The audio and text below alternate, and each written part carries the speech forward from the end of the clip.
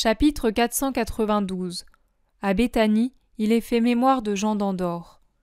Le 14 septembre 1946.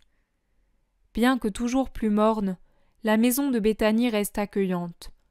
La présence d'amis et de disciples n'enlève pas à la maison sa tristesse. Il y a là Joseph, Nicodème, Manaën, Élise et Anastasica. À ce que je comprends, ces dernières n'ont pas su rester loin de Jésus et s'en excusent comme d'une désobéissance, bien décidées cependant à ne pas s'en aller. Élise en explique les raisons valables.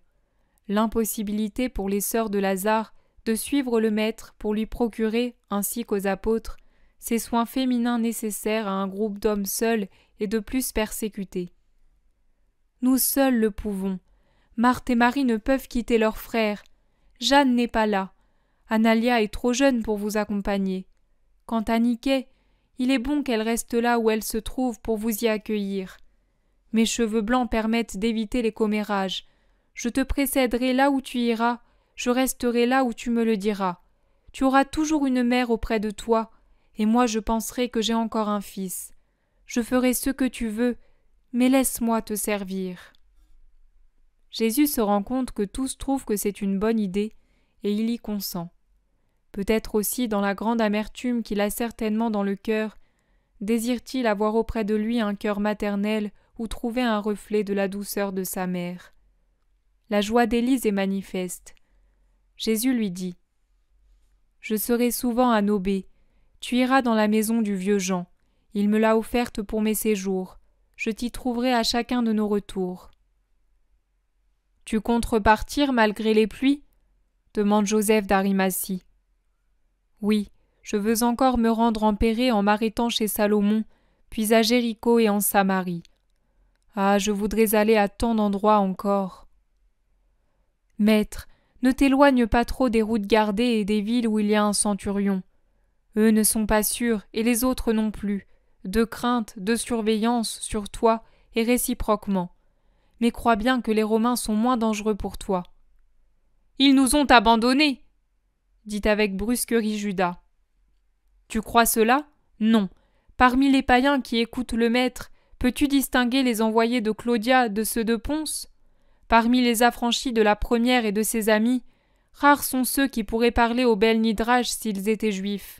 N'oublie jamais qu'il y a partout des gens instruits, que Rome a asservi le monde, que ces patriciens aiment prendre le meilleur butin pour en orner leur maison.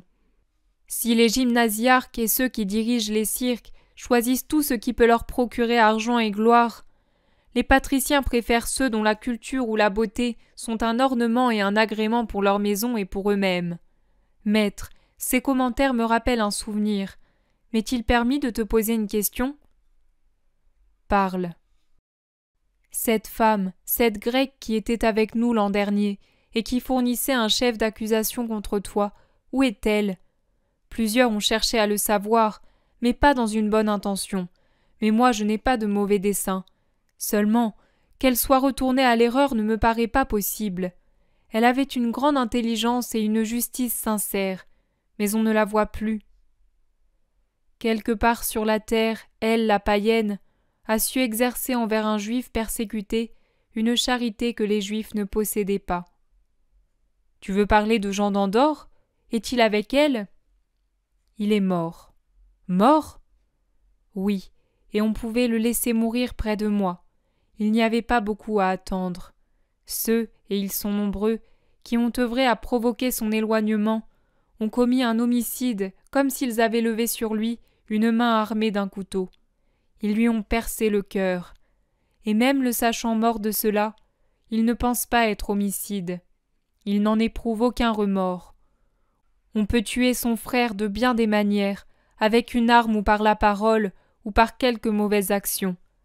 Par exemple, en rapportant à un persécuteur le lieu de refuge d'un persécuté, ou en enlevant à un malheureux l'abri où il trouve quelque réconfort. De combien de façons ne tue-t-on pas ? Mais l'homme ne s'en repent pas. L'homme, et c'est le signe de sa décadence spirituelle, a tué le remords. Jésus s'exprime avec une telle sévérité que personne ne trouve la force de parler. Il se regarde du coin de l'œil, tête basse, confus, même les plus innocents et les meilleurs. Après un temps de silence, Jésus reprend. Il faut que personne ne rapporte aux ennemis du mort et aux miens ce que je viens de dire pour leur procurer une joie satanique. Mais si on vous interroge, répondez simplement que Jean est en paix, que son corps se trouve dans un tombeau lointain et que son âme m'attend. Seigneur, cela t'a-t-il fait souffrir ? Demande Nicodème. Quoi, sa mort ? Oui. Non. Sa mort m'a donné la paix, car c'était sa paix à lui. C'est une peine, une grande peine que m'ont faite ceux qui, par un bas sentiment, ont dénoncé au Sanhédrin sa présence parmi les disciples et ont amené son départ. Mais chacun a ses idées, et il n'y a qu'une grande et bonne volonté qui puisse changer les instincts et les idées.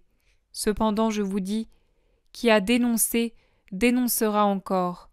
Qui a fait mourir, fera encore mourir. Mais malheur à lui, il croit triompher et va à sa perte, et le jugement de Dieu l'attend. « Pourquoi me regardes-tu ainsi, maître » demande Jean qui se trouble et rougit comme s'il était coupable. « Parce que si je te regarde, personne ne pensera, pas même le plus mauvais, que tu puisses avoir haï un frère. » Cela pourrait être un pharisien ou un romain. Il leur vendait des œufs, déclare Judas. C'était un démon, mais il lui a fait du bien en voulant lui nuire. Il a hâté sa complète purification et sa paix. Comment l'as-tu su ? Qui t'en a apporté la nouvelle ? Demande Joseph. Marie de Magdala intervient avec véhémence. Le maître aurait-il donc besoin qu'on lui apporte les nouvelles ? Ne voit-il pas les actes des hommes ?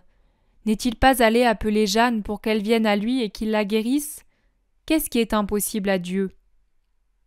C'est vrai, femme, mais rares sont ceux qui ont ta foi, et c'est pourquoi j'ai posé une question stupide. C'est bien. Mais maintenant, maître, viens, Lazare s'est éveillé, il t'attend. Et elle l'emmène, tranchante et décidée, coupant toute possibilité de conversation et de questions.